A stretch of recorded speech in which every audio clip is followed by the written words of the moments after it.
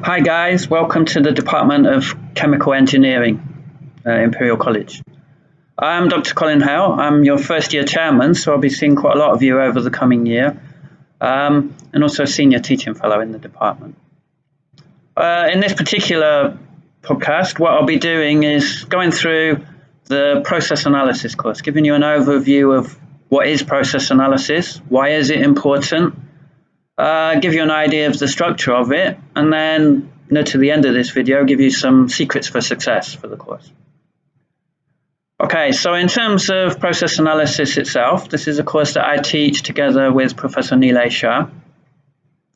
And really, process analysis is a way of developing the skills to compare and look at all sorts of different chemical processes to get the best performance possible in different ways. So there's several key things that you need to go through on the course, and actually it's transferable all the way through the course. You'll be applying your process analysis from your first year to your fourth year and your final design project. And of course, if you go on to be chemical engineers once you graduate, then you'll be applying that on a daily basis as well. So it's really fundamental to what you do as chemical engineers. If we think about the types of things that chemical engineers do, of course, one of our key things is to design and build chemical process plants. And if we think about those, of course, the bigger scale processes, things like refineries and bulk chemical process plants. But as chemical engineers, we're also responsible for designing things like carbon capture systems to reduce emissions of CO2. On the medical side, we're looking at pharmaceutical processes for developing new types of and producing new types of medicines.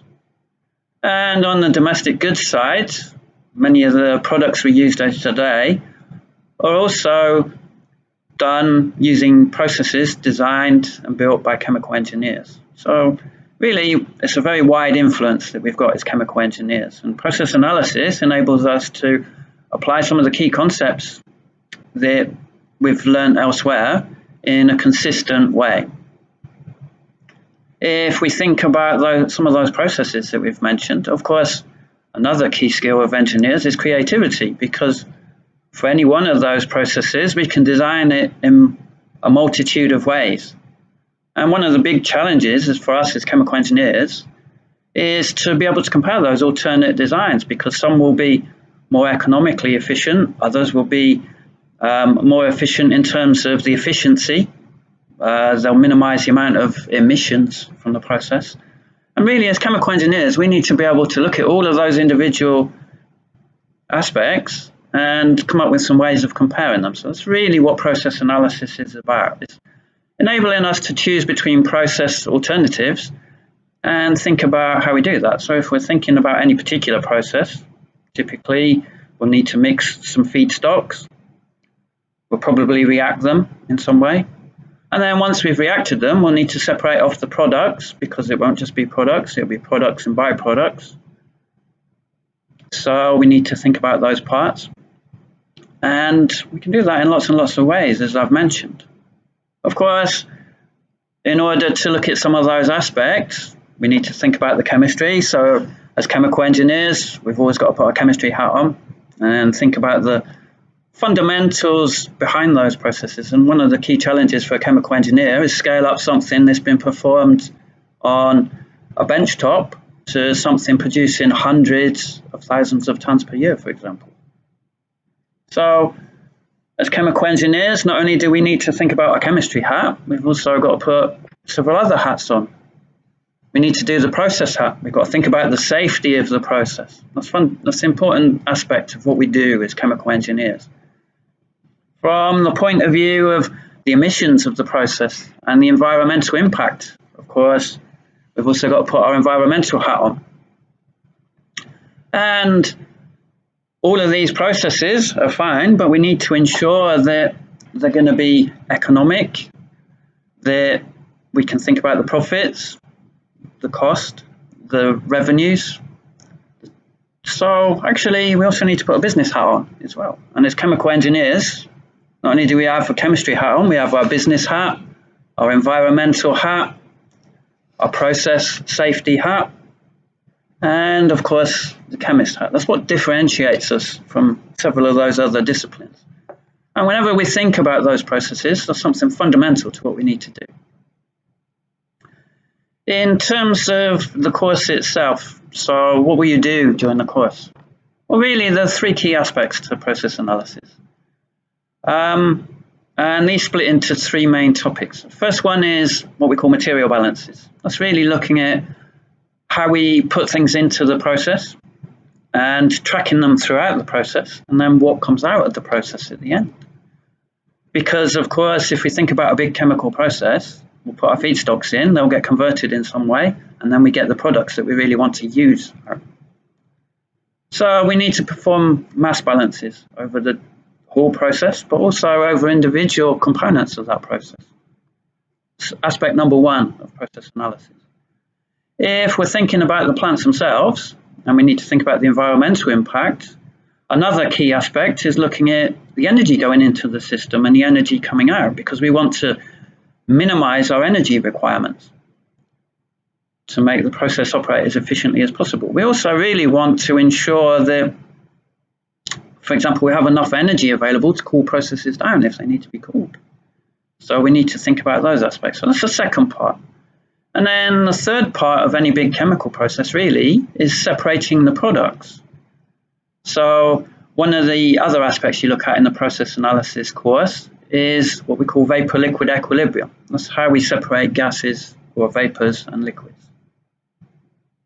In terms of the way that the course is structured, those are the three key bits. Very roughly, the material balance parts will be around the first 11 lectures. In total, you have about 24 lectures for process analysis. The first 11 will look at mass balances. The next 7 or 8 will look at energy balances, and then the final ones will look at vapor-liquid equilibrium.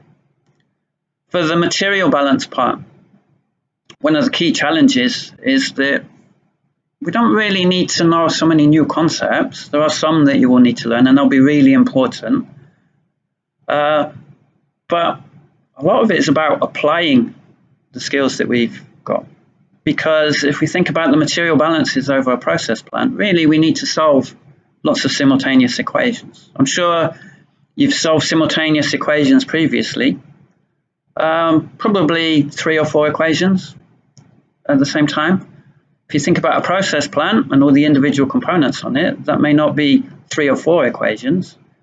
Could be 30 or 40 equations, or 300 or 400 equations, or more if it's a very big scale process. So we need to think about techniques for firstly being able to find our way through to solve all of those balances.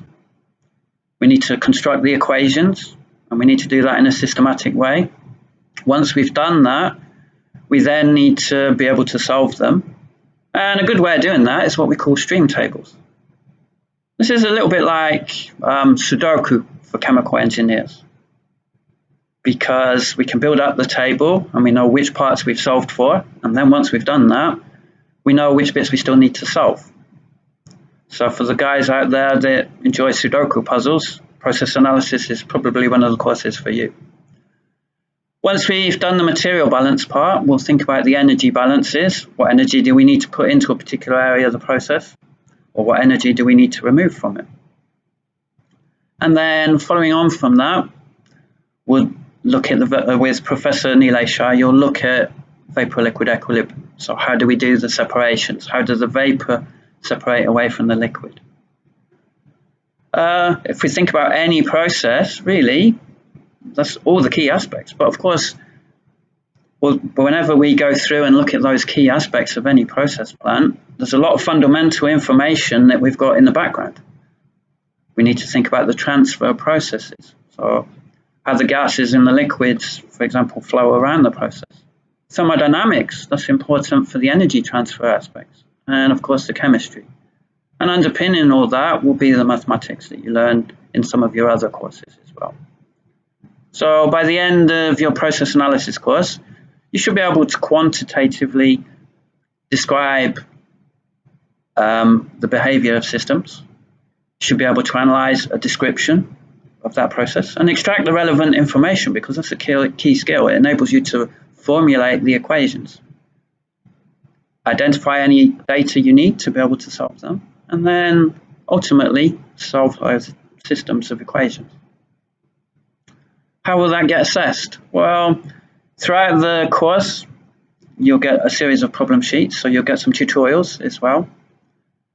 A secret for success on process analysis is really to do the problem sheets. You work your way through them. Not, as I've mentioned, there are not so many fundamental concepts you need to learn. It's much more about being able to apply them, and the best way to do that is to practice. You'll get some assessments. So in terms of some of the assessments, at Christmas you have an informal test on material balances. In the spring term, typically around February time, you'll get a formal one. It actually counts a little bit towards your degree. That's mainly on energy balances. And then during the summer term, you'll get some exams on mass balances, energy balances, and also vapor-liquid equilibrium for the process analysis. Because process analysis is such an important part of chemical engineering, you'll also get tested on it in what we call the mastery course. And in a subsequent podcast, I'll go through and describe some of the details of the mastery for you. So secrets for success on this. Consistently work through the problem sheets.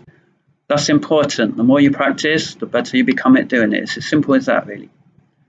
Don't forget, if you need help, always ask. If you're not sure about something, we're always here to help. So please ask questions.